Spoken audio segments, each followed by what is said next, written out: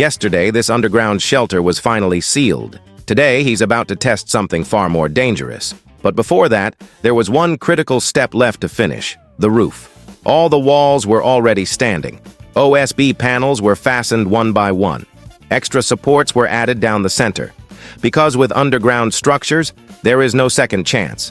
Then the rain came. Work had to stop. The next day, they picked up where they left off. Roof beams were laid one at a time. But another problem showed up immediately. Wood and moisture do not mix. So every part of the structure was designed to avoid direct contact with the ground, from the sides to the bottom. The only exception was the very end of each beam. The solution wasn't pretty, but it was effective. Black bitumen waterproofing paste. Each beam end was coated completely, then buried one by one. The beams were angled on purpose, so rainwater would flow away instead of soaking into the structure. This wasn't about looks.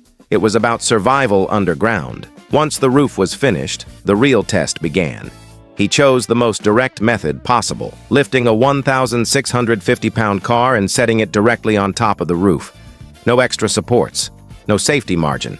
If it failed, everything built so far was useless. The car came down slowly. The roof didn't move. The structure passed its first test. But the project wasn't over.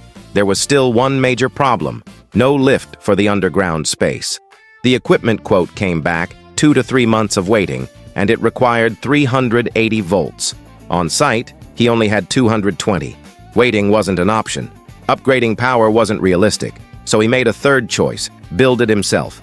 4 vertical posts, a platform, a motor at the top, steel cables running through the center. It sounds simple, but every step multiplied the risk. He said it clearly: the odds of success were close to zero. But if he didn't try, this project would stop right here.